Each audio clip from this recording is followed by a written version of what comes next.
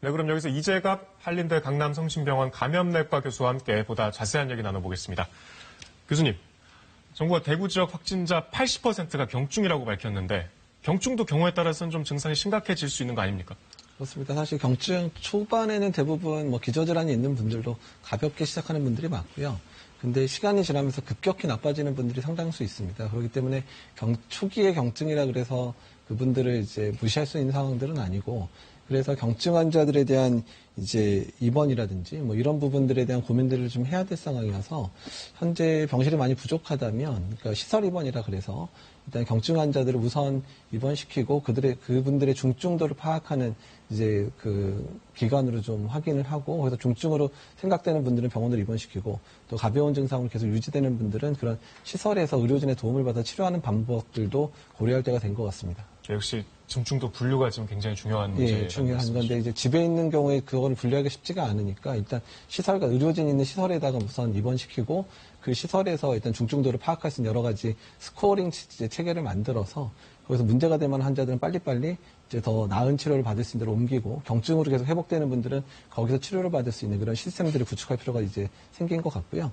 또한 퇴원 환자들도 일단 조기에 이제 조금 일찍 퇴원시킬 수 있게끔 해서 병상 가동률을 올려줘야 되는데, 그분들 중에 일부는 그런 시설에서 마지막 회복될 때까지 시간을 보낼 수 있게 하면 어쨌든 그런 병상에는 꼭 치료가 필요한 사람들만 입원할 수 있는 그런 이제 체계를 만들 수 있어서 그 부분에 대해 적극적으로 고려할 때가 됐습니다. 어쨌든 경증이면 이제 자가격리가 보통일 텐데, 네. 이게 14번째 사망자가 그렇지 않았습니까? 자가격리를 하다가 상태가 악화돼서 결국 이제 돌아가셨는데, 네. 그 자가격리를 하면서도 좀 지켜야 될 수칙들이 있을 것 같아요. 그러니까 이제 확진자 중에 지금 대구에서 자가격리, 그러니까 사실 자가격리 하고 싶어서 한 게 아니라 입원이 안 돼 자가격리 하는 분들이 상당히 많은데, 그분들한테 이제 증상에 관한 안내를 꼭 해야 됩니다. 특히 호흡곤란이 동반되는 경우는 이제 급격히 나빠질 수 있는 징후이기 때문에 호흡곤란이 동반되면 방역당국에 바로 얘기해서 병원으로 전원받을 수 있는 조치를 받아야 됩니다. 이게 자가격리라고 해도 이게 집에 있지 않습니까? 네. 아무래도 좀 가족들 걱정도 되실 텐데, 그래서 이제 오늘 대구시가 경증 환자도 좀 분리해서 관리할 시설을 이제 정부에 좀 건의했다고 해요. 네. 이런 게 좀 필요하다고 보십니까? 당연히 필요하죠. 그러니까 경증 환자들도 되도록이면 시설에 일단 입원을 시켜야 될 것 같고요. 그래야 가족들도 이제 좀 보완이 되는데, 정말 그 시설도 부족하다면 어쩔 수 없지만 되도록 입원시키고, 처음에 말씀드렸듯이 그 안에서 일단 중증도 분류를 의료진이 한 번 더 하게 되면 일단은 위험한 상황에 빠지는 환자들을 빨리 좀 찾아낼 수 있는 그런 장점도 생기거든요. 또 시설 입원, 그러니까에 대한 부분들에 있어서는 아주 긍정적으로 또 아주 빨리 진행돼야 될 사안입니다. 굉장히 시급하게 좀 필요하다고 보시는 예, 거죠. 맞습니다. 예. 다른 질문 좀 드려보겠습니다. 교수님 이제 다른 방송에서도 그런 말씀하셨지만, 대구 경북 같은 이제 다른 지역에서 이런 일이 있으면 안 된다, 큰일 난다 이런 말씀 많이 하셨습니다. 그런데 지금 서울 경기 쪽도 확진자가 좀 늘고 있고요. 부산도 계속 나오고 있고, 다른 지자체들에서는 좀 어떻게 대비를 해야 된다고 보세요? 이제 대구의 상황을 반면교사 삼아야 되거든요. 그러니까 지금 만약에 대비를 안 하게 되면 정말 갑자기 이런 집단 발병 사례가 200명만 생기더라도 그쪽 지역은 한 2, 3일 동안 완전히 마비가 되는 상황도 발생할 수 있거든요.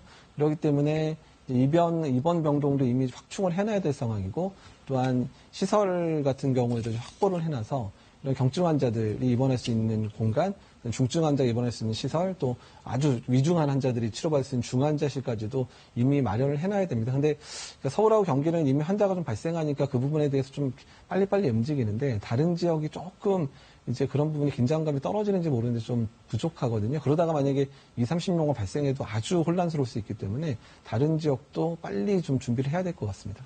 여전히 좀 우려스러운 상황이라고 보고 계신 거죠? 그러니까 생각보다, 그러니까 대구 경북 이렇게 심각한 상황임에도 불구하고 일부 지자체는 아예 이제 그런 데에 대한 이제 좀 긴장감이 전혀 없어 보이는 지역이 사실 보입니다. 긴장감이 없어 보이는 지역이 보이신다고요? 예. 어느 지역이 그렇습니까? 그렇게 말을 구체적으로 할 수는 없는데, 근데 환자 발생이 적으면 적을수록 이제 그런 부분들에 대해서 준비를 좀 철저히, 설마 우리가 이럴까라고 생각하는데, 그러다가 정말 20, 30명 발생해도 정말 휘청거릴 수 있기 때문에 지금 그런 부분에 있어서는 철저하게 준비를 해야 될 때라는 생각이 듭니다. 그런 제자체가 있긴 있다, 이렇게 말씀이시죠? 예.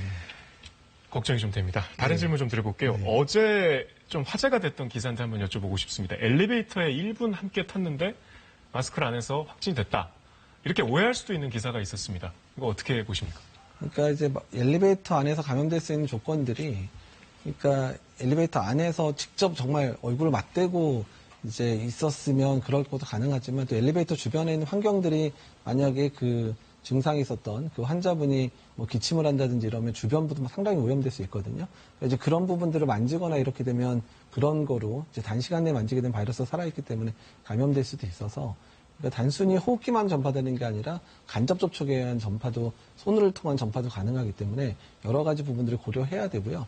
또한 교회 내에서 사실 사람들이 겹쳐서 만날 수 있는 경우가 상당히 많거든요. 교회 내에서요? 예, 그렇기 때문에 이제 그런 부분들은 일단은 이제 역학조사나 이런 부분들을 좀 확인해봐야 되지 않을까 생각이 듭니다. 연장선상에서 실내에서 기침이나 뭐 재채기로도 감염될 수 있지 않을까 이렇게 우려하시는 분도 계세요. 그건 맞죠. 뭐 재채기나 기침을 통하면 비말이 보통 말할 때보다 훨씬 많이 날라오긴 하거든요.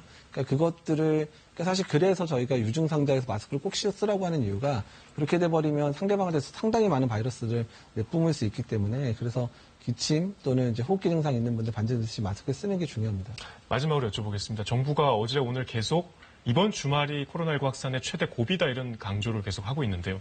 왜 그렇게 강조를 하는 겁니까? 이 시점이 왜 중요합니까? 그러니까 지금 대구 지역에서 환자 수가 많이 발생을 하잖아요. 그러니까 그러면서 이제 그 입원되지 않은 사람들이 늘어나고 그런 가운데 사실 사망자로 갑자기 확 나빠질 수 있는 사람들이 상당히 많은 부분이 있어서 이번 주말에 그런 환자들이 입원할 수 있는 시설을 확충을 해서 빨리 입원을 시켜야 되는 부분이 상당히 중요하거든요.